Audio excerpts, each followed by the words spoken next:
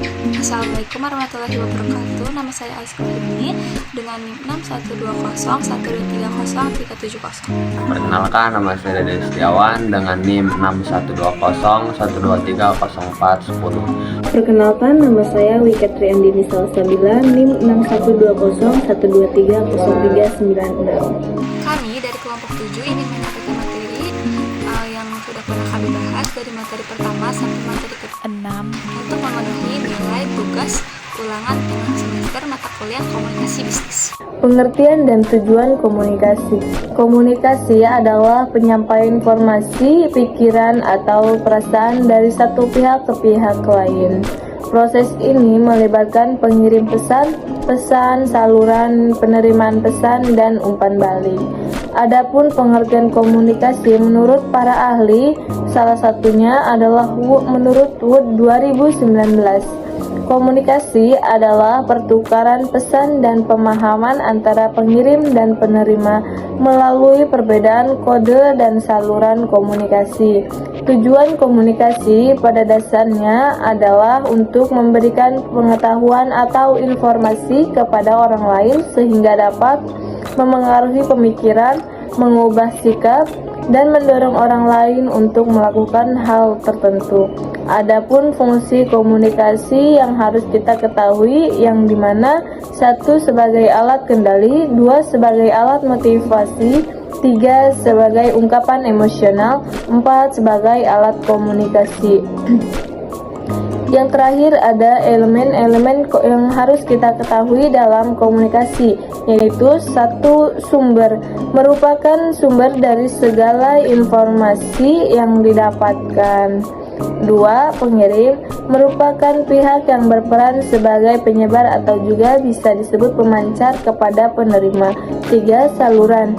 Saluran berperan sebagai perantara yang digunakan untuk mengirim sinyal sehingga dapat membantu pengirim dalam merencanakan pesannya. 4 penerima.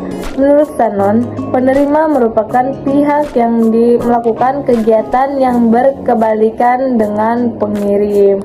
5 tujuan. Menurut Sanon, tujuan memiliki arti untuk siapa pesan tersebut dipancarkan oleh pemancar ke penerima. 6 pesan. Suatu hal yang dikirimkan oleh pemancar atau pengirim kepada penerima biasanya isinya dapat berbentuk fisik, tulisan, rekaman, atau berbentuk visual verbal yang akan diterima oleh penerimanya. 7 tanggapan atau feedback berupa balasan yang didapatkan oleh pengirim dari penerima yang sudah menerima pesan dari pengirim. Model dan cakupan komunikasi. Model dan cakupan komunikasi adalah representasi dari komponen-komponen penting dalam komunikasi. Sebuah model membantu kita mengorganisasikan data-data sehingga dapat tersusun kerangka konseptual tentang apa yang akan diucapkan atau dituliskan. Para pakar bisa saja menggunakan kata-kata, angka, simbol, dan gambar dalam melukiskan suatu model berkomunikasi. Menurut David Crystal dalam bukunya A Dictionary of Linguistics, Phonetics kerap memodelkan komunikasi melalui definisi, yaitu komunikasi terjadi ketika informasi yang sama maksudnya dipahami oleh pengirim dan penerima. Dan menurut Arni Muhammad 1992, untuk model komunikasi dan cakupan komunikasi adalah gambaran yang sederhana dari proses komunikasi yang memperlihatkan kaitan antara satu komponen komunikasi dengan komponen lainnya. Adapun fungsi model dan cakupan bisnis yaitu 1 mengorganisasikan menjadi kerangka kerja dan menjelaskan peran variabel komunikasi dalam keseluruhan proses. 2 heuristik memudahkan untuk menganalisis bagaimana variabel komunikasi bekerja. 3 prediktif merancang keputusan-keputusan untuk berkomunikasi secara efektif. Selanjutnya juga ada jenis-jenis model dan cakupan komunikasi, yaitu 1 model SR Model stimulus response atau SR adalah model komunikasi yang paling sederhana dan menggambarkan komunikasi sebagai proses aksi dan reaksi. Dalam model ini, kata-kata verbal atau lisan atau tulisan, isyarat nonverbal, gambar-gambar atau tindakan tertentu akan merangsang orang lain untuk memberikan respon tertentu. Komunikasi dalam model ini dapat berlangsung positif maupun negatif. 2. Model Aristoteles adalah komunikasi retoris yang kini lebih dikenal dengan komunikasi publik atau public speaking atau pidato.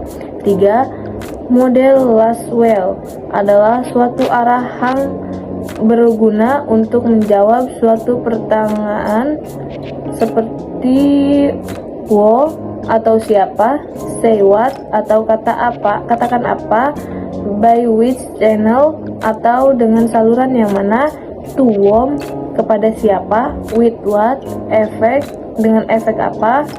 4. Model Berlo.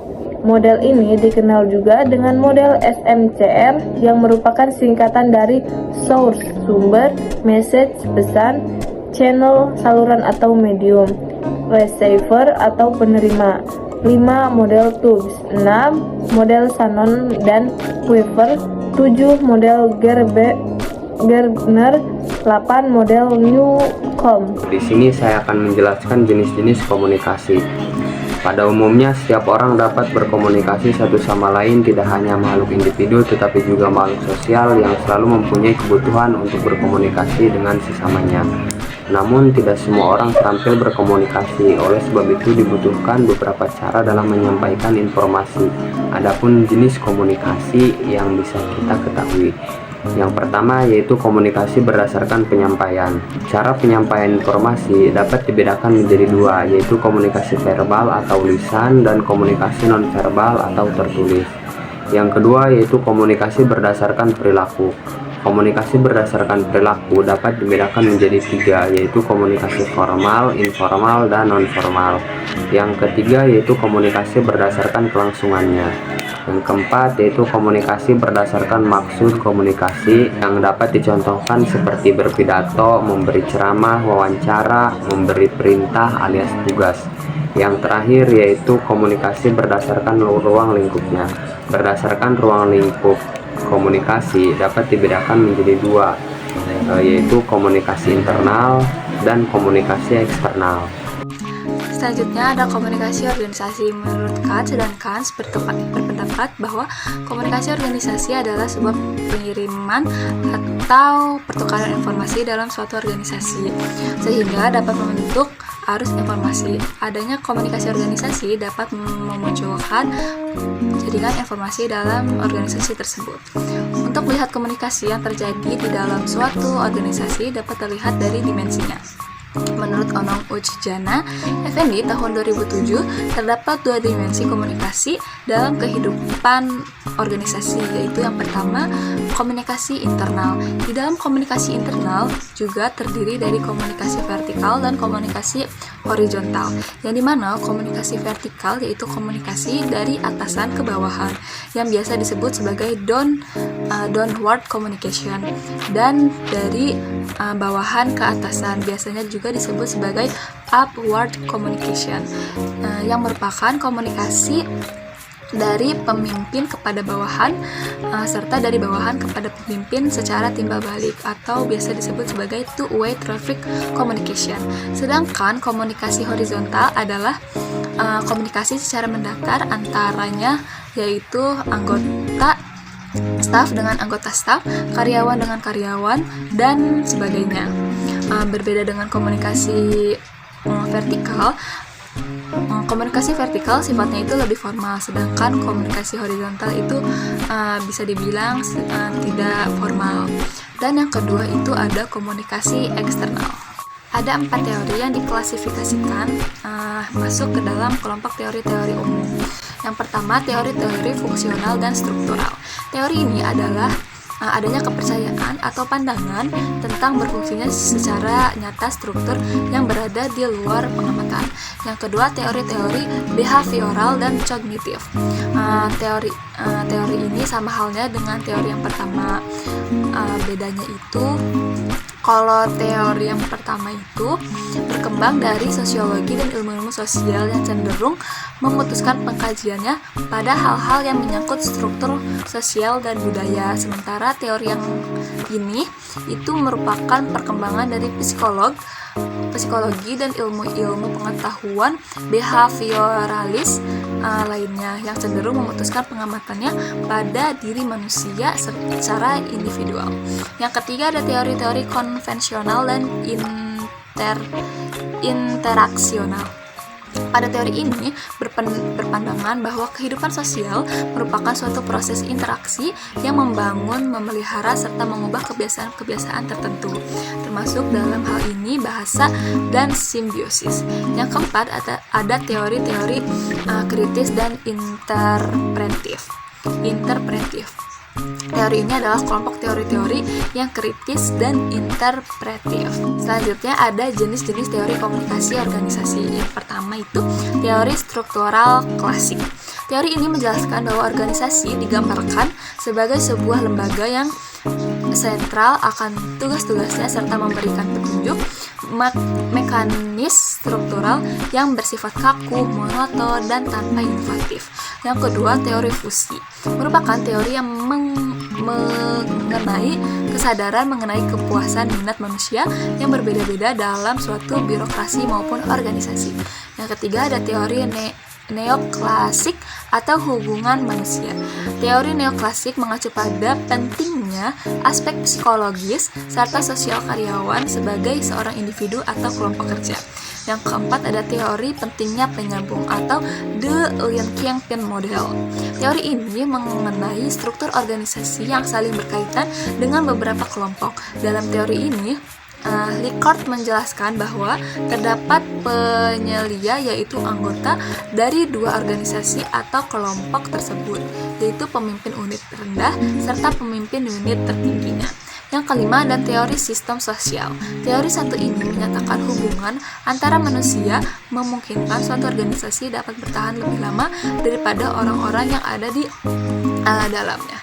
Yang keenam ada teori public relation. Teori ini menyatakan upaya yang dilakukan secara terencana dan berkesinambungan secara utuh atau menyeluruh oleh suatu organisasinya. Yang ketujuh ada teori kepemimpinan. Teori ini menyebutkan bahwa pemimpin suatu organisasi maupun kelompok itu merupakan sosok yang penting untuk membantu anggota memenuhi kebutuhan serta mencapai tujuan kelompok atau organisasi secara bersama-sama. Selanjutnya juga ada manfaat organisasi.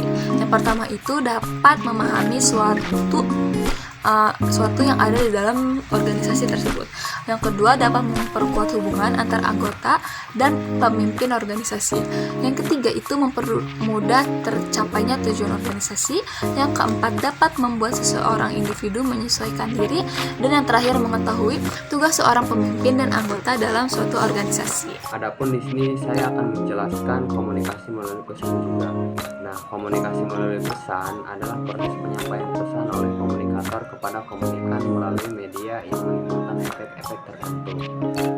Adapun komponen dasar komunikasi melalui pesan berdasarkan proses atau model komunikasi yang teruraikan oleh beberapa ahli. Maka di sini juga dapat kita uraikan komponen-komponen dari komunikasi secara umum seperti komunikator atau komunikator, encoding, message atau pesan, medium atau media, decoding, receiver, feedback atau umpan balik, pengiriman pesan, saluran dan penerima pesan. Nah, adapun jenis-jenis komunikasi yang dapat dilakukan melalui pesan itu yang pertama komunikasi verbal, komunikasi yang menggunakan kata dalam bahasa baik secara lisan maupun tulisan. Komunikasi verbal bertujuan menyampaikan pesan secara jelas dan tegas. Yang selanjutnya yaitu komunikasi nonverbal, yang mana komunikasi yang menggunakan pesan nonverbal untuk menyampaikan informasi. Komunikasi nonverbal dapat melengkapi pesan dengan memberikan konteks dan isyarat emosional. Materi yang terakhir itu ada efektivitas dan hambatan komunikasi. Efektivitas komunikasi adalah suatu proses penyampaian pesan yang mampu mencapai tujuan dari isi pesan tersebut dan memberikan umpan balik atau feedback atau reaksi sehingga pesan pun berhasil tersampaikan dan menimbulkan sebuah komunikasi yang efektif. Di sini ada faktor penghambat komunikasi. Faktornya itu ada 4. Yang pertama, kurangnya keterbukaan. Yang kedua, gangguan eksternal. Yang ketiga itu kurangnya empati, dan yang terakhir ada perbedaan budaya. Selanjutnya juga ada pun hambatan komunikasi terhadap efektivitas komunikasi. Salah satunya adalah kesalahpahaman. Ketika pesan tidak disampaikan dengan jelas atau diterima dengan interpretasi yang salah, hal ini dapat menimbulkan kebingungan, kesalahpahaman, atau bahkan konflik.